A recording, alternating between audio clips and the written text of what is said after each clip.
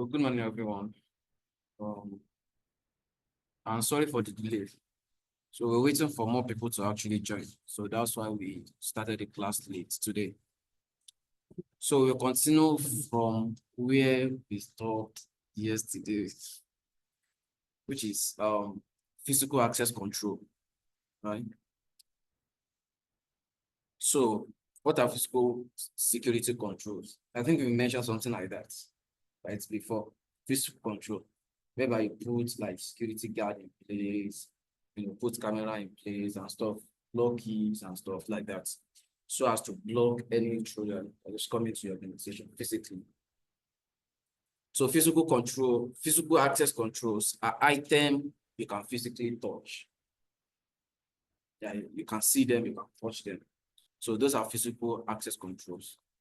So they include physical mechanisms deployed to prevent, to monitor, or detect direct contact with systems or areas within a facility. So those mechanisms are put in place to either prevent, to monitor, to detect, or to contact with system or area within a facility. You can touch them, right? So those are the physical access controls. So an example of physical access controls include security guards, monitoring. They include security guards, we have fences, we have motion detectors, we have locked doors or gates, sealed windows, lights, cable protection, laptop locks, badges, swipe cards, guide dogs, camera, man traps, turnstiles, and alarms. So all of these mechanisms are physical access control. So they are put in place to prevent, to monitor, to control, to, also direct contact. So physical access controls are necessary to protect the assets of the company. Well, all of them, they are basically there to actually protect the assets of the company. So including its most important assets, which is people. The most important asset in any organization is the people that is working there. Lives of the people. So when considering physical access controls, the security of the personnel always comes first, then followed by securing other physical assets. So you take care of people first before taking care of devices, environment, and all of that things like that. So we have types of physical security controls. The first one is badge systems and gate entry. The badge and gate entry.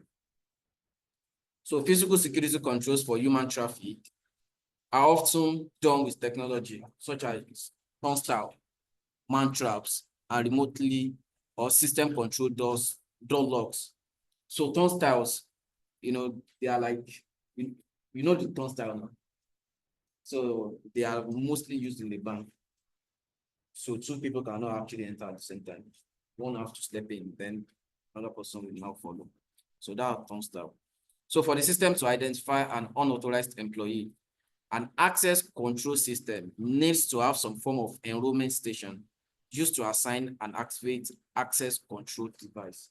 We actually thought about access control yesterday. So we just said that access controls basically it's a list, it contains a list of authorized and unauthorized individuals. So most often a badge is produced and issued with the employee's identifiers, with the enrollment station giving the employee specific areas that will be accessible. In high security environments, enrollment also may include biometric characteristics. Like before you sign in, you have to actually input your tongue, something like that. So in general, an access control system compares an individual badge against a verified database. So to compare your badge if you are one of the authorized individuals in that organization. If you are not, you'll be denied. You will not, be allowed to actually pass through. But if you are among the authorized individual, you'll be allowed to pass through. If authenticated, the access control system sends output signal, allowing authorized personnel to pass through a gate or a door to a controlled area. So the systems are typically integrated with the organization's login system to document access activity, monitor, both authorized and unauthorized. So a range of card types allow the system to be used in a variety of environments. These cards include barcode, magnetic stripe, proximity, smart card, or hybrid of any of these. Then we have environmental design. So crime prevention through environmental design, CPTED, approaches the challenge of creating a safer work spaces through passive design elements. This has a great applicability for the information security community. As security professionals design, operate, and assess the organization security environment. Basically, they are talking about the building, the structure of that company.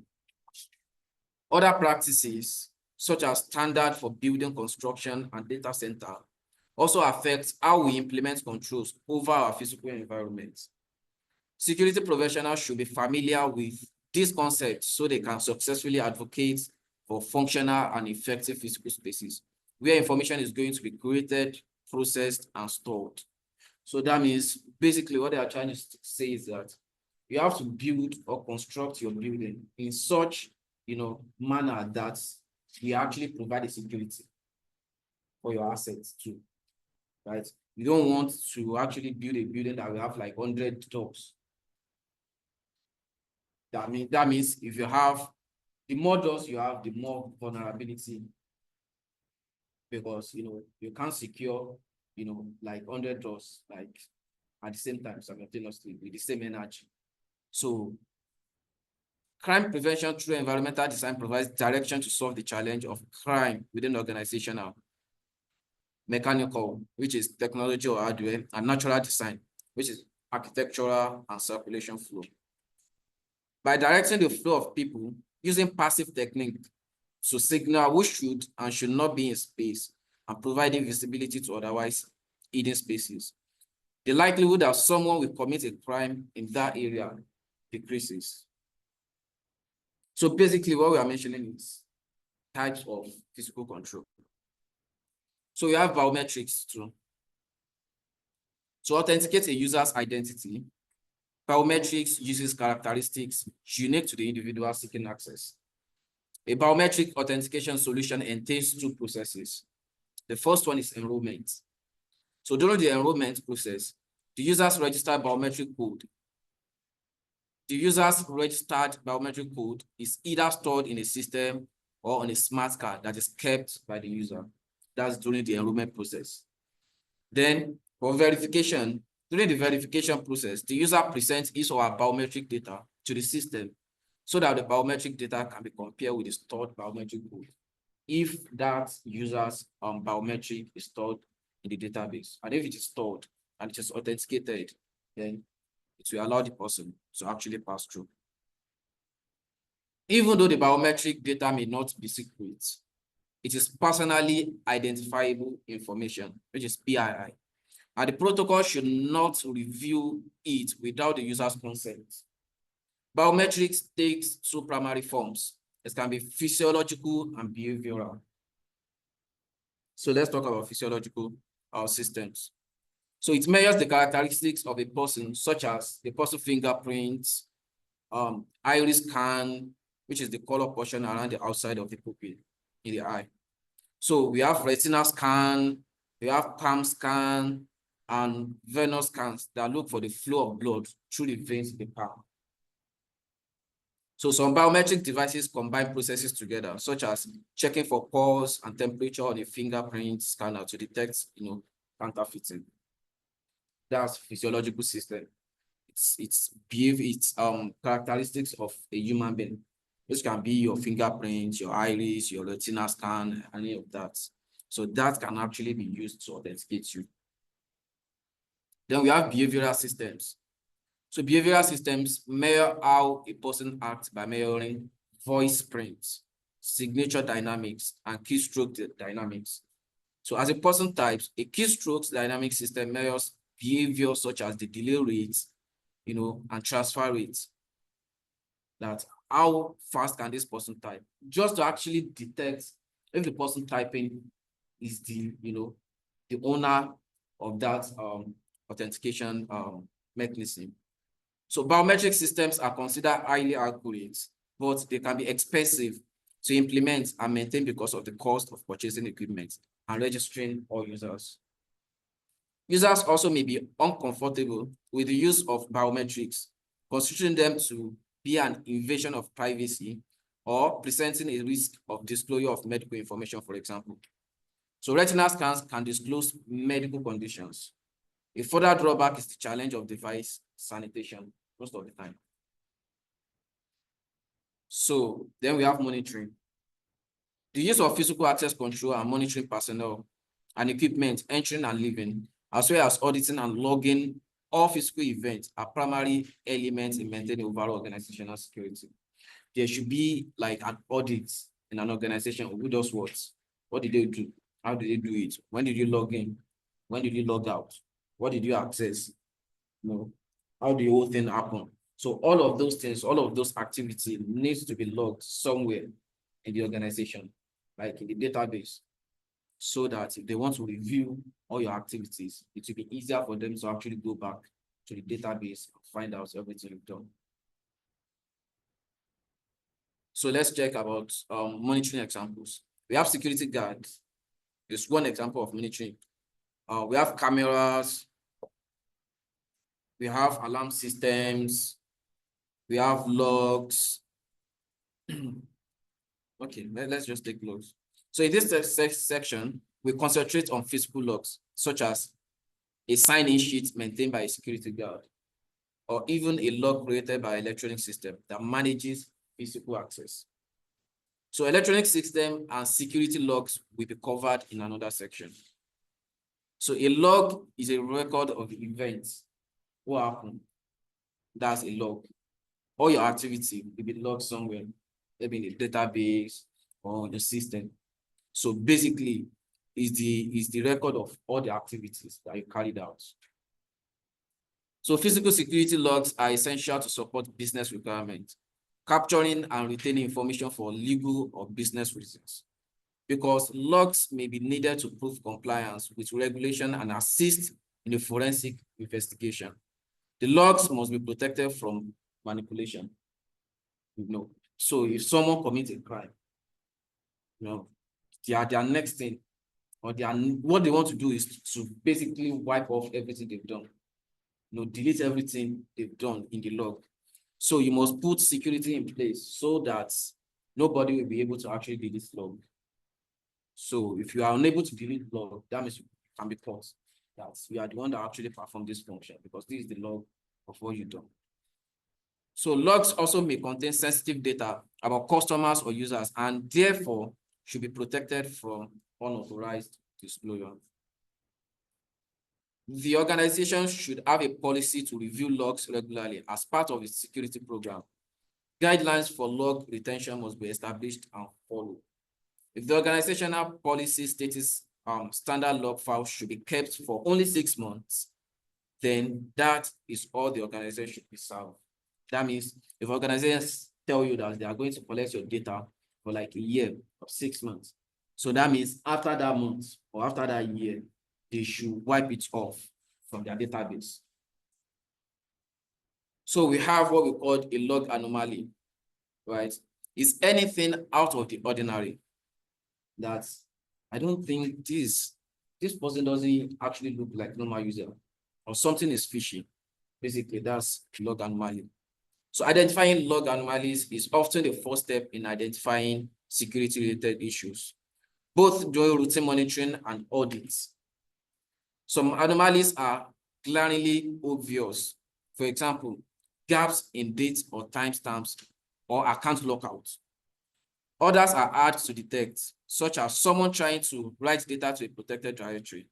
Although it may seem that logging everything so as not to miss important data is the best option, most organizations would soon drown under the amount of data collected, because where you are actually putting your data The server you are putting your data, you are paying for it.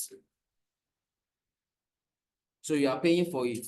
So you don't want a situation whereby you just be collecting logs, and that would be kind of like overwhelming you, unnecessary logs, right?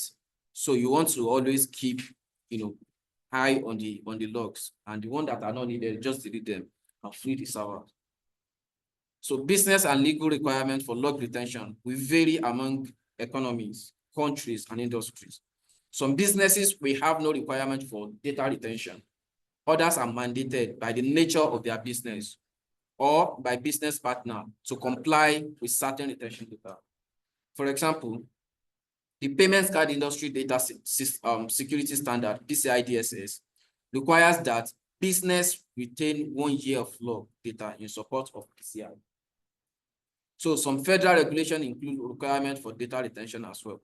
So if a business has no business or legal requirement to retain logs or log data, how long should the organization keep it? The first people to ask should be the legal department. Most legal departments have specific guidelines for data retention, and those guidelines may derive or may drive the log retention policy.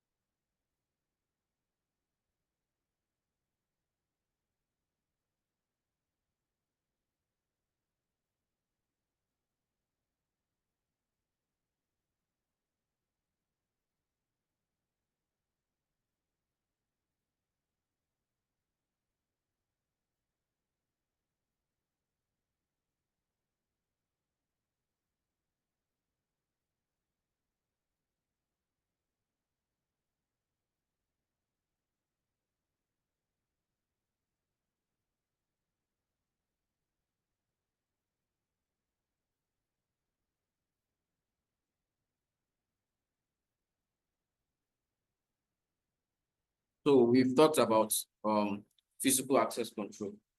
Now let's check logical access control. So what are logical access control? Whereas physical access controls are tangible methods or mechanisms that limit someone from accessing an area or assets. So basically they are physical, they can be touched, it's what you can see that can actually prevent, any someone that is not authorized to actually come into your organization. But as for the logical access control, there are electronic methods that limit access to systems and sometimes to tangible assets or areas. So now we have types of logical access control, which include passwords, we have biometrics, and we have badge or token reader connected to a system. So these are the logical access controls. We have passwords, we have biometrics, we have badge or token readers. So these types of electronic tools limit who can get logical access to an asset, maybe by password, or by biometric and stuff like that. So they are logical, they are not physical. They mostly, most of them are implemented using computers or electronic devices. So these types of electronic tools limit who can get logical access to an asset, even if the person already has physical access. So now, the first type of logical access control that we have is what we call discretionary access control, or DAC. So discretionary access control is a specific type of access control method that is enforced over all subjects and objects in an information system. It is the rules or the permission are assigned based on discretion. So in discretionary access control, the method specifies that a subject who has been granted access to information can do one or more of the following. First, they can pass the information to other subjects or objects. That's after they've been granted access. So grant its privileges to other subjects, change security attributes on subjects, objects, information systems, or system components. Also, it can choose the security attributes to be associated with newly created or revised objects. It could also change the rules governing access control. So most information systems are discretionary access control systems. So in discretionary access control system, a user who has access to a file is usually able to share that file with or pass it to someone else. So in discretionary access control, the owner of that object will be the one to actually grant you access. So this grants the user almost the same level of access as the original owner of the file. So most often, rule-based access control system are a form of this discretionary access control because it's based on rules. Someone is giving you rules to actually do something based on his or her own discretion. So discretionary access control example. The discretionary access control method allow users to establish or change permission on files they create or otherwise own. So, for example, Steve and Aidan, for example, are two users which are subjects, right, in a Unix environment operating with discretionary access control in place. Typically, system will create and maintain a table that maps subject to object, as shown in the image. At each intersection, there is the set of permission that a given subject has for a specific object. That, for example, maybe Steve can, read, write, so the discretionary access control will match the Steve identity and permission that's only Steve can read and write. So if Aidan can read, write, and execute, so it will be, used as such. So at each, many operating systems, such as Windows and the old Unix family tree, including Linux and iOS, use this type of data structure to make fast, accurate decisions about authorizing or denying an access request. So the first, an object access control list shows the total set of subjects who have any permissions for that specific object. An object access control list shows the total set of subjects who have any permission for that specific object. So it will list, the people that has permission to particular objects. And this person can actually request, this person can delete, this person can write from you. So it will have the list of all of them, the permitted users, and it will have the list of unpermitted or unauthorized users as well. So a subject capability list shows each object in the system for which said subject has any permission. So if they have any permission, it will be granted, and if they don't, it will be denied.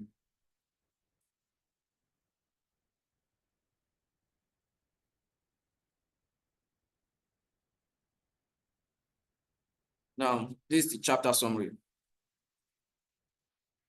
In this chapter, you learned about who gets access to what, why access is necessary, and how that access is managed.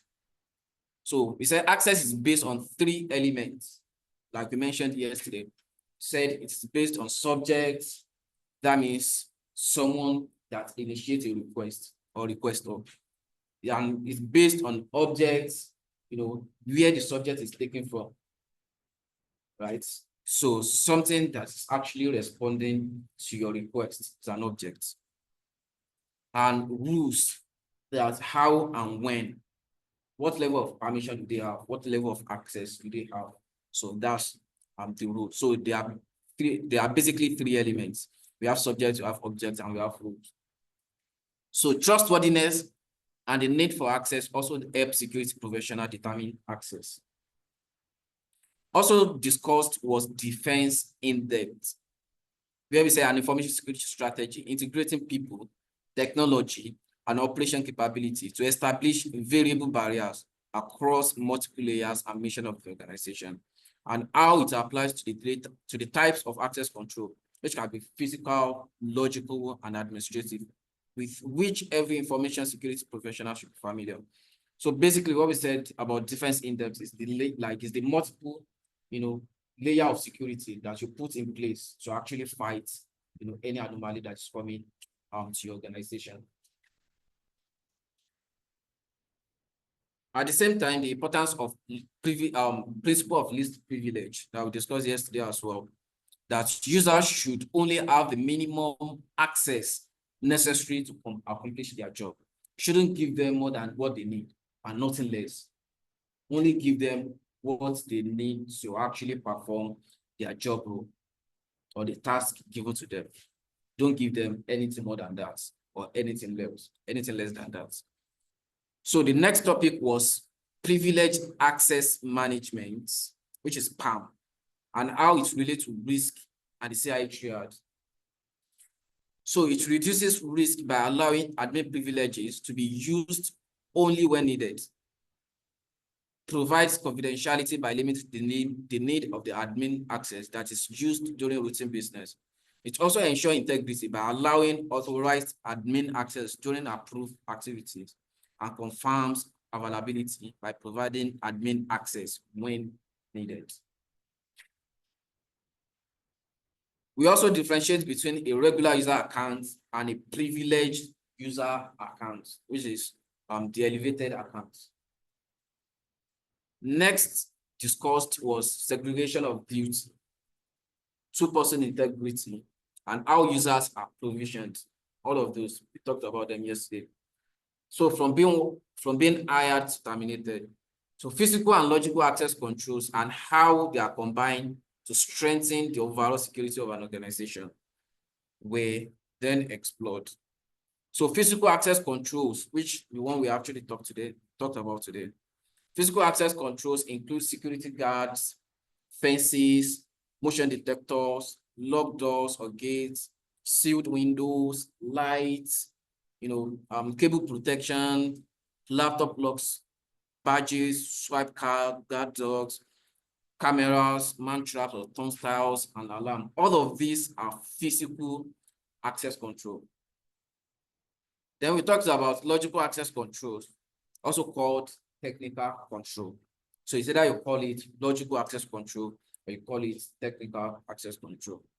We said it can be configured, can be configuration settings or parameters stored as data, managed through a software graphical user interface, or they can be hardware settings done with switches, jumper plugs, or other means. So it can be router, it can be switches or anything like that. So the chapter concluded by discussing 3 logical access control. We talked about discretionary access control, mandatory access control, and role-based access control. Did we talk about? Are we missing something? Hold on. Okay. We said discretionary access control is a specific type of access control policy that is enforced over all subjects and objects in an information system. You don't have any rights, right? They will tell you that this is what you are going to do, and you are going to do it. It is enforced on you.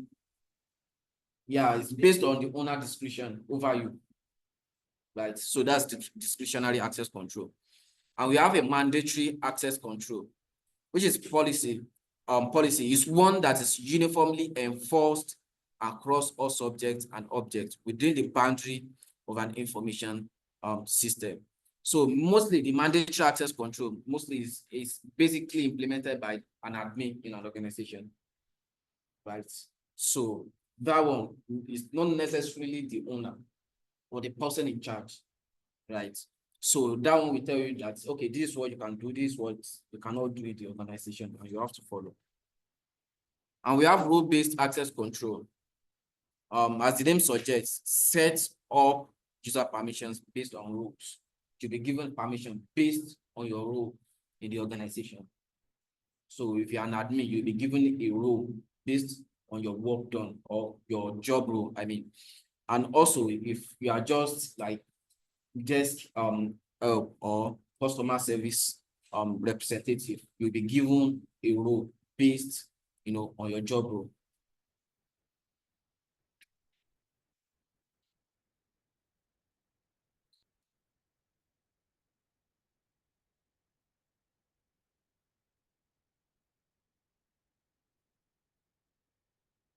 Hold on, hold on, hold on. I think sorry, I will reshare it. I think the question has been solved before, so I will just try to wipe it off and we continue.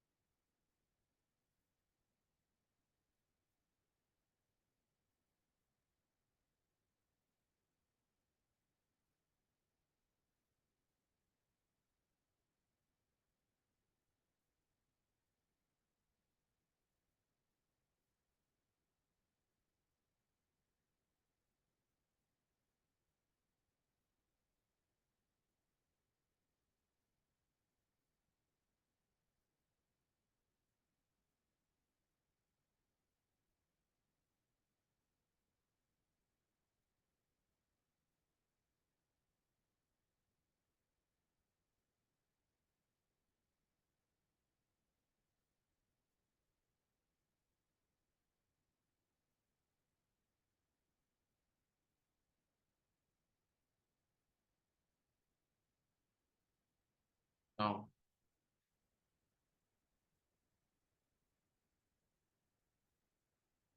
so let's solve the quiz together. So people online, I will just give you like 30 seconds to actually answer. Then I will check your answer. Ask people over here too. Then we can solve it together as well. So the first question, which of the following is a subject? Which of the following is a subject? A file, B, fence, C, file name, and D, user. Which of the following is a subject? User. Sir, sir? File name. Okay. Number one. User. So let's check people online. So let's see their answer. Someone chose D. So we have 3 more people to answer. How we continue? I think we have more D now. We have more D than the rest.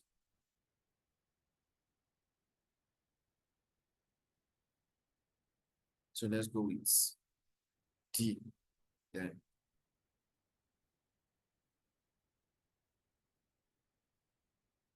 So D is the answer. We say a user is a subject who tries to get access to objects, like someone that is requesting something from an object, a requester. We want to take something. So in this case, you are a subject, a user. So user can only request. But file name is the file name is the title of that file. So it cannot do anything. Cannot do anything. So the answer is a user, because user can only request. So you are a user to your phone. So you can request anything online. So in this case, you are a subject because you are active. Do you get it now? So number 2. Leah works in the security office. During the research, Leah learns that a configuration change would protect the organization's IT environment.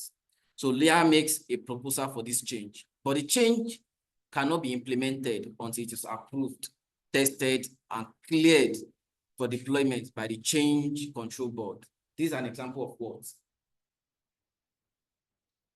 Can I read it again? Leah works in the security office. Okay. During a research, Leah learns that a configuration change could better protect the organization IT environment. Leah makes a proposal for this change, but the change cannot be implemented until it is approved, tested, and clear for deployment by the change control board. So this is an example of what? A, defense in-depth. B, holistic security. C, threat intelligence. D, segregation of duties.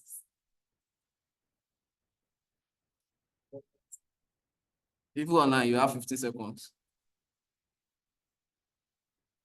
You choose defense in-depth. Why? Why defense in-depth? Why defense in-depth?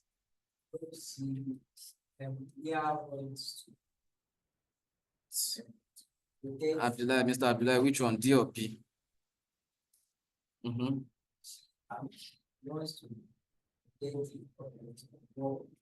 Mm-hmm. More security. But check it out again. Leah makes a proposal for this change, but the change cannot be implemented until it is approved, tested, and cleared for deployment by the change control board.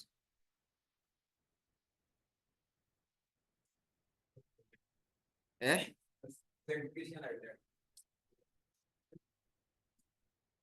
So I have one segregation, I have one holistic security, and you have defense in-depth. Yes. So why did you choose segregation of duties? Okay.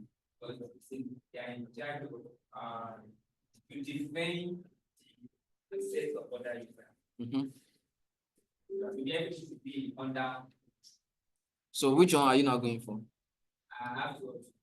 Eh?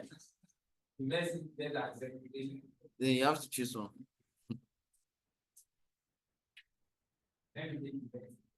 Yes, in depth. Bro, Alpha. Which one are you going for?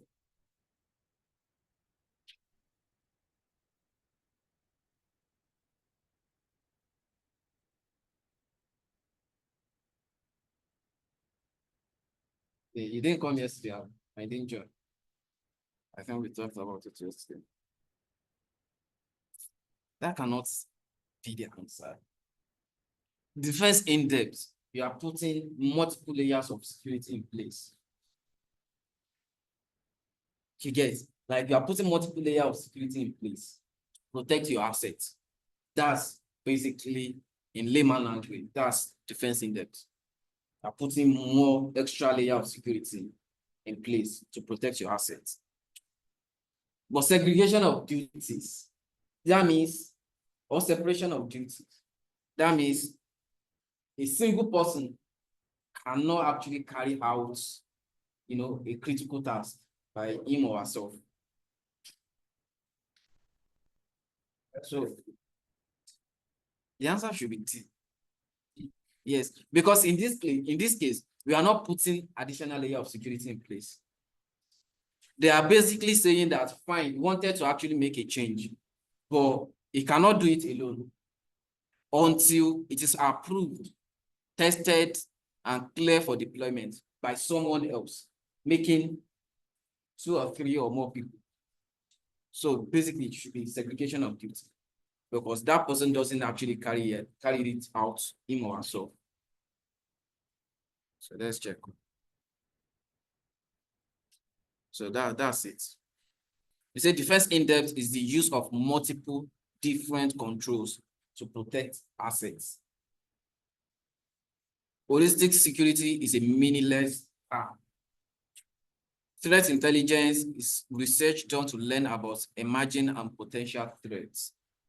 While segregation of duty Lawyer can make a recommendation for a change to the IT environment, but cannot enact or carry out the change without participation from another entity in the organization. That's clear, right? So number 3, Duncan and Mira work in the data center at Tariff Inc. There is a policy that requires both to be present in the data center at the same time. If one must leave for any reason, the other must step out too until they can both re-enter. This is called what? A, blockade. B, multi-factor authentication. C, two-person integrity. Then D, defense in depth. This should be straightforward. Okay. What's your answer? Duncan and Mira work in the data center at Tariff Inc. There is a policy that requires both to be present in the data center at the same time. If one must leave for any reason, the other must step out too until they can both re-enter. This is called what?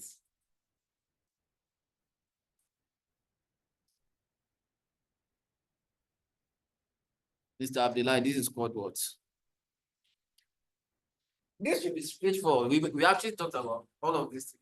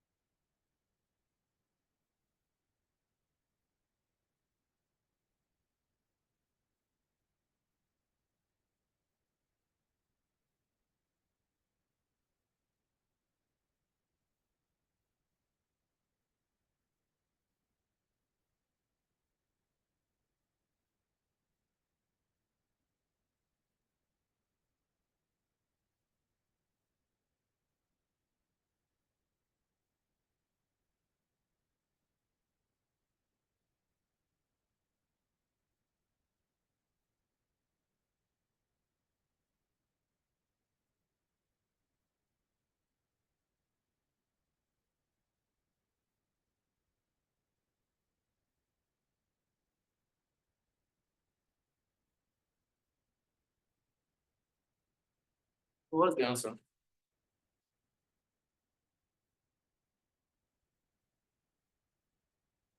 What's the answer? What's the answer? This two should be straightforward.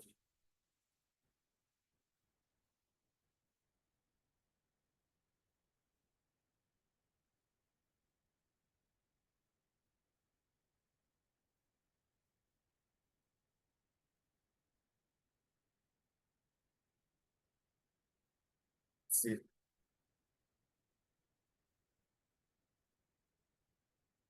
Yes, that's the only answer that we have. So go for it.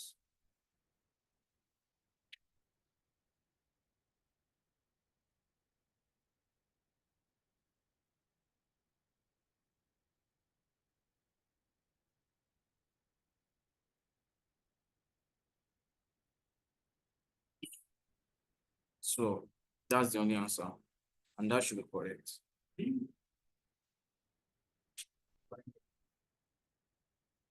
It's two-person integrity. When we were discussing it yesterday, we said that I think they even cited example that is similar like this, something like this. So they said this policy ensures that a single person is not alone with extreme sensitive assets and reduces the potential for inappropriate activity. And if you go back to the question, you will see that basically that's what they are saying. that there is a policy that requires both to be present in the data center at the same time. If one must leave for any reason, the other must step out too until they can both re-enter. This is called what? That's two-person intelligence. It's clear now. So number 4, Clyde is a security analyst tasked with finding an appropriate physical control to reduce the possibility that unbadged people will follow badged employee through the entrance of the organization facility. Which of the following can address the risk? They think that, okay, I think today people will try to actually follow people that have badge, unauthorized people that doesn't have badge. They try to actually follow people that have badge so as to enter the organization. Now they are now asking that which of this physical control will be put in place so as to prevent people that doesn't have badge. I think I've even mentioned it as we started the class.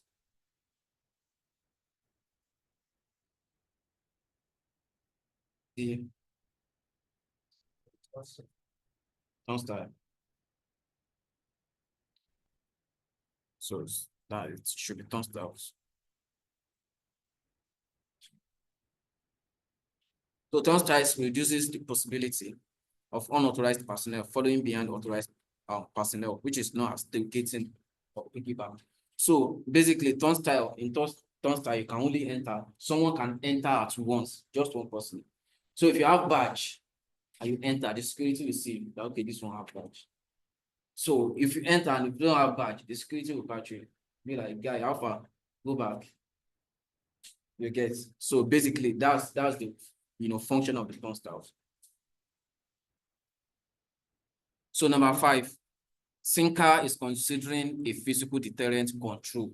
Physical deterrent control to dissuade unauthorized people from entering the organization's property. Which of the following would serve this purpose? Which of this physical control will serve the purpose? A, we have wall. B, we have razor tape. C, we have sign. Then D, we have hidden camera. Sinker is considering a physical deterrent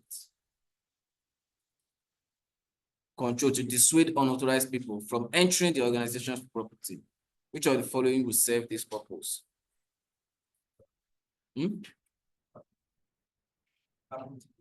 D, hidden camera. Why not sign? Why not wall?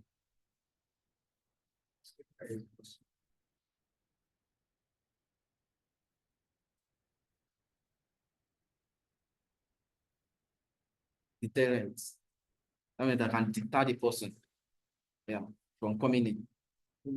You now choose hidden camera. That can. Did I mention that? Okay, that can deter, people from coming in. That means that can kind of like caution them, or that can prevent them from coming in. That can demotivate them. It's considering a physical deterrent control to dissuade. Yeah. So what's the answer?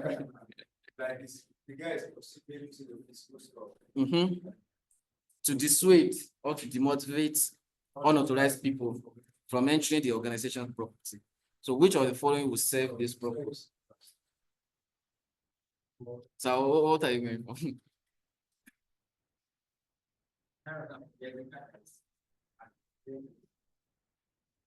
It's a physical control. Should be physical control. Yeah, it's because it's considering a physical deterrent. Yeah, should be physical. So, and all of them, I think all of them are physical. Wall is physical, result tape is physical, sign is physical, hidden camera too. It's physical. So what's the answer?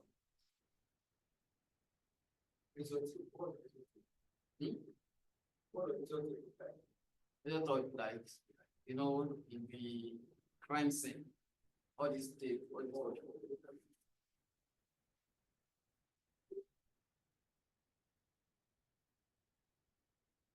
the answer?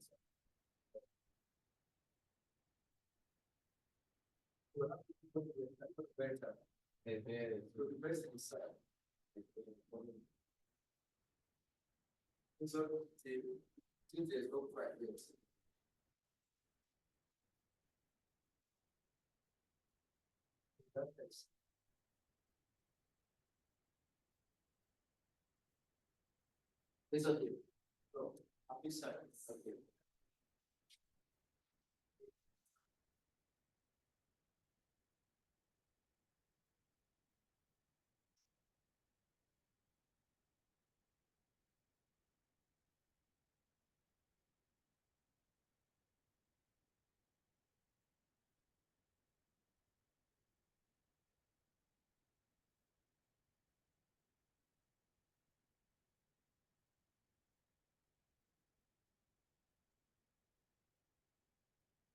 So since we have just one answer, then we'll go with it then. Okay, we have hidden camera, 2 hidden camera. Okay, maybe we should go with sign.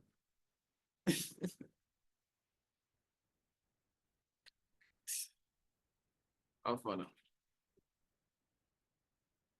Razor tape at the top of a fence or wall is both intimidating and acts as an excellent deterrent. Sorry, I think I'll go that actually misled you. So razor tape, all those wire now that they put in around the fence, over the fence, that they will put caution, like it's electrifying or something like that. That if you touch it like this, it can actually cut that hand into two. All those sharp wire, you should know them now. Yeah, that we have like yellow caution attached to them like this, that do not touch, something like this. Yeah. Yes, yes, like the great danger. So that's something that I'm sorry. I think it is physical. And because what he wanted to actually achieve too is physical. Is a physical deterrent. Let's go back to the question. Maybe we can digest it. The thinker is considering a physical deterrent control to dissuade unauthorized people from entering the organization's property. Which of the following will serve this purpose? That's it. It cannot be war, right? Because okay, let's just go by the answer.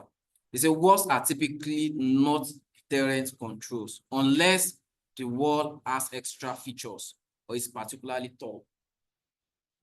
Then it can be deterrent. We've know that the ratio is the answer. So sign, there is not enough information to make this determination. If the sign says private, stay out, it will serve as an effective deterrent. If the sign says danger, attack dogs on property, that may be more effective deterrents. And that's the reason why they go with the resource take, because it has danger.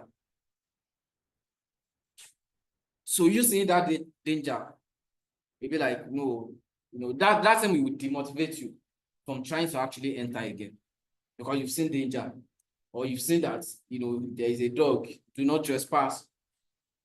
So those things will, they will demotivate you. They will deter you from trying to enter, because you know that there is something that will actually catch you if you enter. So number 6, which of these combinations of physical security controls share a single point of failure?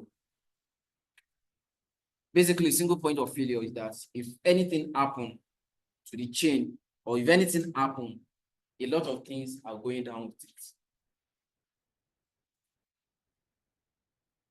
For example, now, if you off this generator, a lot of things are going down with it.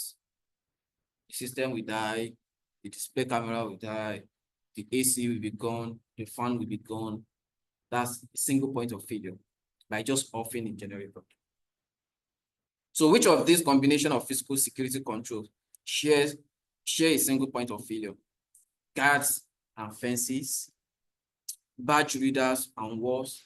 In fact, this particular question, I saw it in the exam there. So badge readers and walls, dogs and bollards, high illumination, lighting and cameras. So which of these? Is it a combination of guards and fences? Yes. Is it a combination of badge readers and walls? Is it a combination of dogs and bollards? or combination of high illumination lighting and camera. So which the bullets, other bullets self. Bullets, what's bullets? I don't forget. Okay, let's just check it out.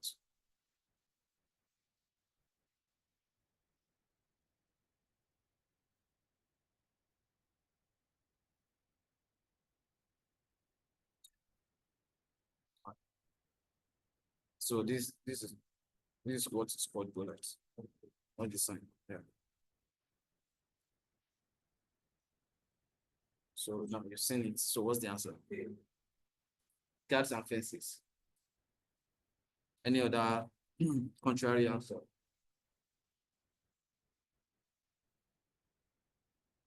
Any other contrary answer? Or we should go with it.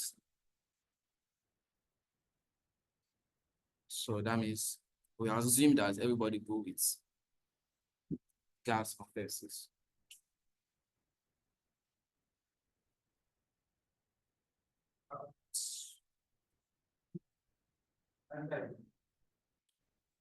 It's late already.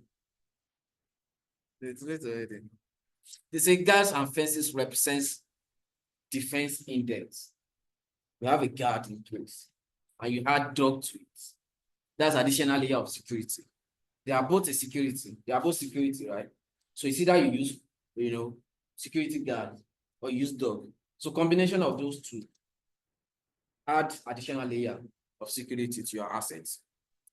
Although an attacker can scale a fence, the guards will still operate and may catch the attacker. If the attacker can elude the guards, the attacker's team must get over or through the fence. So that's defense index. It cannot be that. Badge readers and walls. Badge readers and walls represent defense in them too. If an attacker can get past the wall, which is defense in this case, the attacker's team must contend with the badge reader and vice versa. Then the third one, dogs and bollards. Dogs and bollards serve different purposes, limiting different kind of attack activities, and can operate separately from each other. Now, high illumination lighting and camera. Both lighting and cameras require power. A power failure will disable both the camera and the lights. That's why I made mention of the generator. That if anything happens to the generator, the fan will go down, the display screen will go down, the AC will go down. Because they both need power to operate. So if the security guard is not there, the dog can be there. Depending the time the security guard will come back. Or if the dog is not there, the security guard can be there. So any of this works. Badge reader and walls. If the attacker is able to actually escape through the walls, they still need badge reader to actually enter the data center. But if anything happened to two of them, the data center is vulnerable. So it's high illumination and lighting. High illumination are lighting and camera. Both lighting and camera require power, right, to operate. So if they cut off the power, that means two of them cannot operate. So number 7. Locksmith presents a user ID and a password to a system to log on. Which of the following characteristics must the user ID have? Locksmith presents a user ID, right, and a password to system to log on. Which of the following characteristics must the user ID have? Confidential, complex, unique, or long. They present a user ID and a password to system to log on. So this is my username and password in order to log on. Which of the following characteristics must the user ID have? Is it going to be unique? Is it going to be complex? Is it going to be confidential? Or is it going to be long? Okay, we have one unique, we have one confidential. Which one are you going for?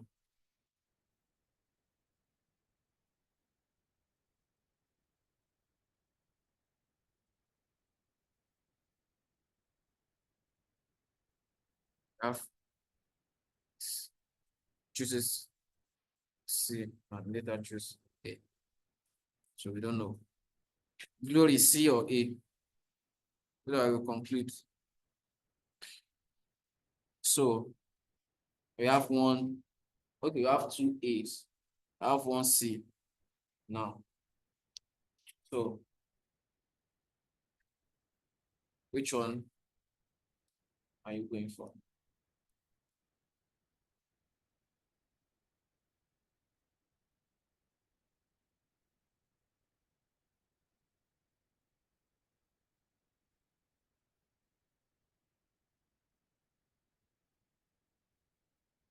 Which one? You choose one.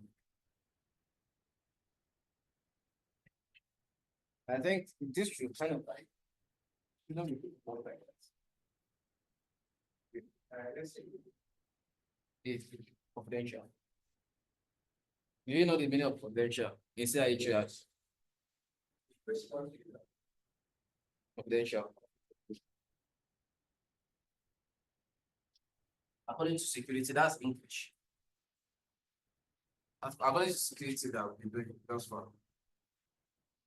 You know, we have confidentiality, integrity, and availability.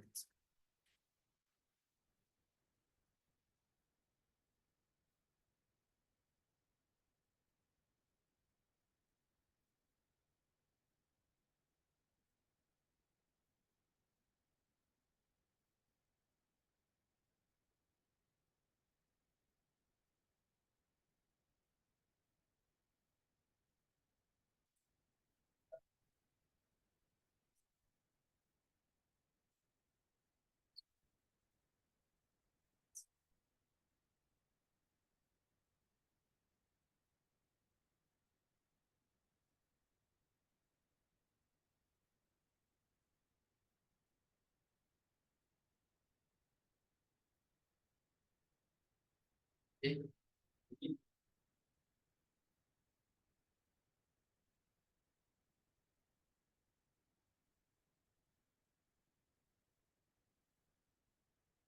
So let's go with unique, since we have more unique. It has to be unique. It's kind of confidential. Yeah. Like something that is unique to you that separates you from other people that is coming into the organization. So identity assertion must be unique to differentiate between various users. You cannot have the same identity like I have to, so it can be a problem with the organization. So number 8, Lakshmi presents a user ID and a password to a system to log on. Again, which of the characteristics must the password have? A, confidential, B, unique, C, mathematical, D, shared. We go back to the definition of confidential. The identity assertion do not need to be kept confidential. So what's now the answer? Number 8.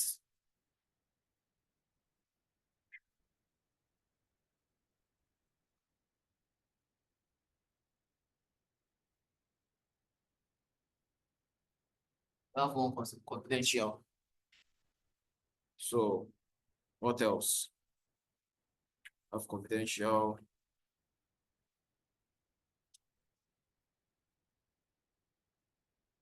What else? What else? What else? What else? What else?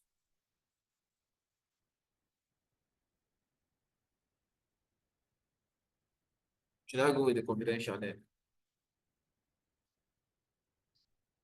Since everybody is going for confidential. Passwords, like all authenticating elements, must be kept secret from all but the user. And that's the definition of confidentiality. That you only want authorized people to have access to your information. So in this case, you are the only authorized people that must have access to your own password. So number 9, Derek logs onto a system to read a file. In this example, Derek is what? Derek logs onto a system to read a file. In this example, Derek is what? I think we should all get this. I don't know. Eh? Yeah, to read a file.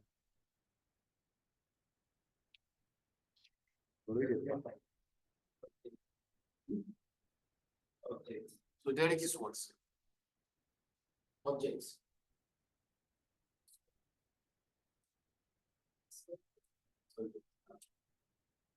Since we have more subjects than objects. But why subjects?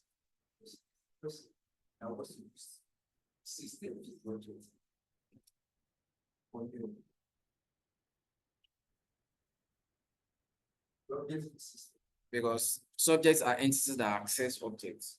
They are the requestor. They are the initiator. So objects will just sit there, isolated, doing nothing, passive, until it is called upon by a subject. Which is this, in this case, that's what the Derek is doing. So number 10.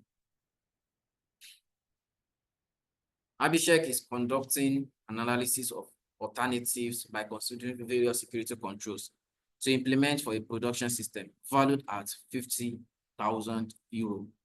The organization will only accept a risk of level 3 or below, lower number or higher risk. Each region is best based on the information supplied.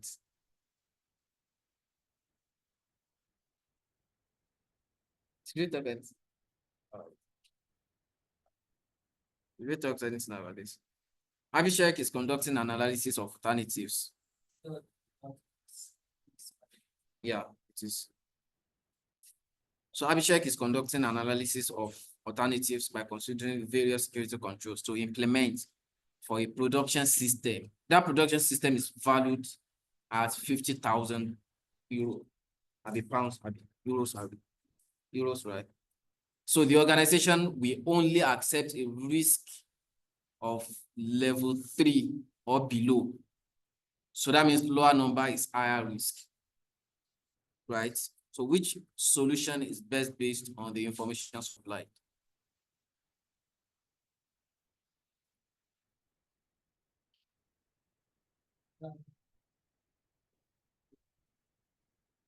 Yes. We'll go for one.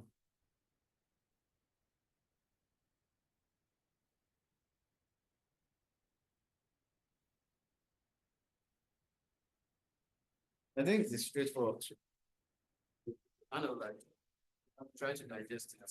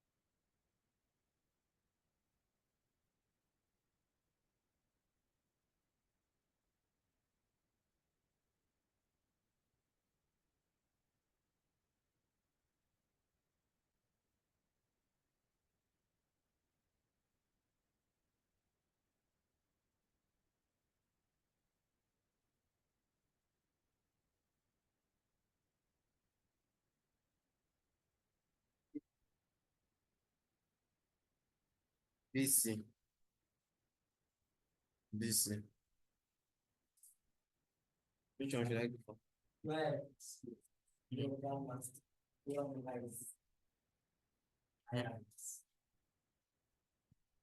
So that's why I not go for 10,000 euros. Oh, let's see. So that's the answer. So this control reduces risk to an acceptable level at a cost that provide organizational value. They've actually given the answer at the last listing. That the organization will only accept a risk of level 3 or below. So, and here they say control, they give the price, cost, and they say it's level 3.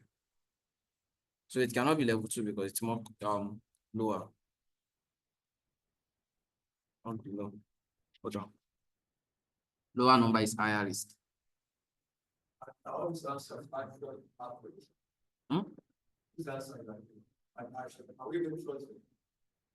Yeah, we can, but I'm trying to actually check into it.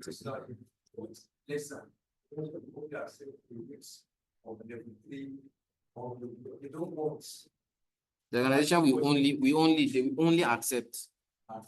they will only accept a risk of level 3 or below.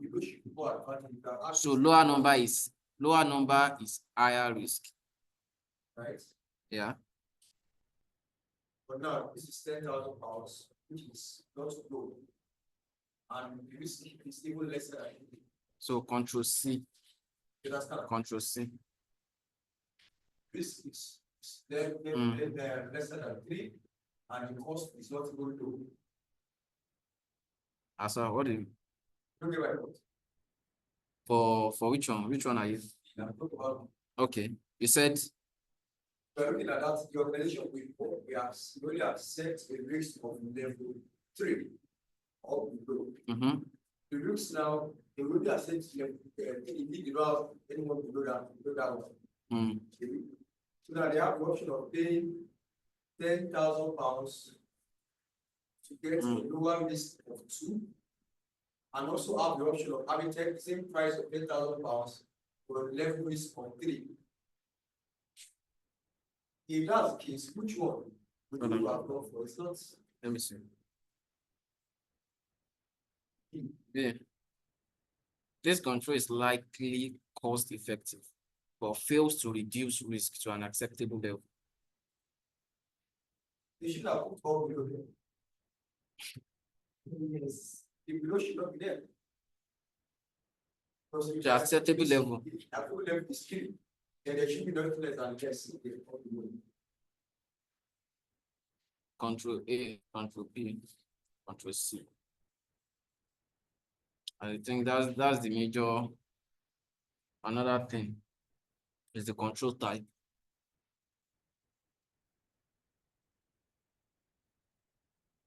Another analysis of alternatives by considering various security controls to implement for a production system valued at 50,000. Organization will only accept a risk of level 3 or below.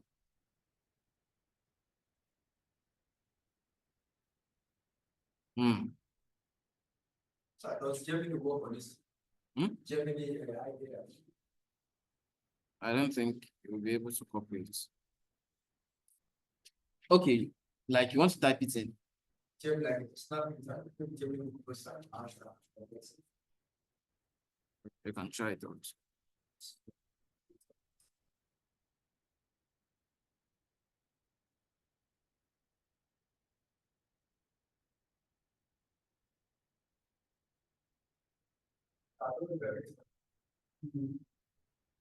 But their own acceptable level is level 3 or something below.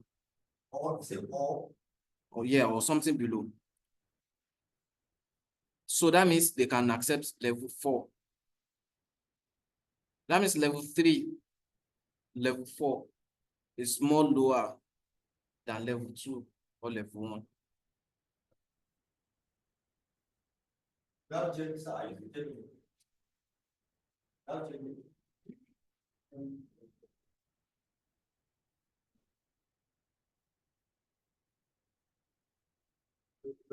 only accept the risk of level 3 or below. or so my issue is if we are using the same amount. No, so the level 1 are more critical. Level 1 Are more critical than level 2. critical risk. Yeah. So level 3 is informational. So if you choose level 2, that means the risk is more higher than level 3. So level 1 is like an emergency, critical. That means like you have that problem, like it needs immediate attention right now. So the level 2, have more higher danger than level 3. So level 3 has lesser danger than level 2. Because now we cannot go for level 4 because the price is much higher than level 3. You get where they are coming from like that. Yes, that's the thing. That's what. So if you have level 1 self, right, that is like 10,000, you still not go for it because the risk is more years than level 3, higher risk than level 3. So that's what.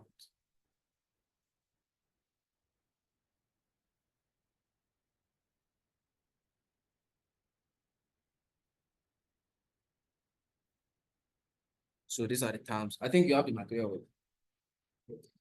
We are downloading that in.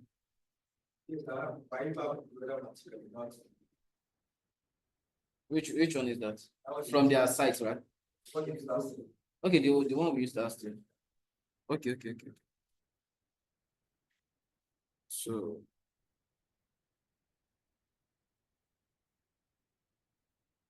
these are the key takeaways. I don't really think we still have to go through it. So the material is sent, and you cannot go through it.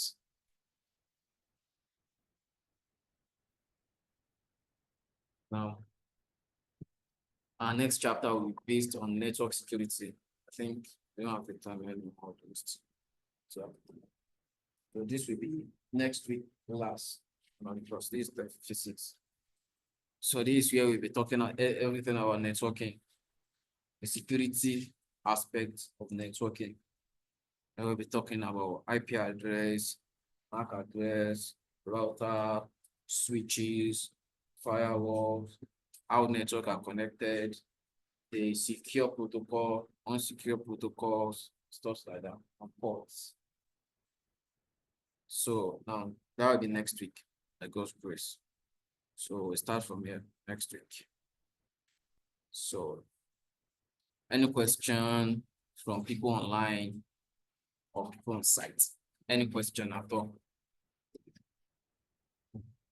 If there is any question. Yeah. Next session, like on Friday. It's going to be Friday. But why you are going to the platform? The video will be sent to the platform.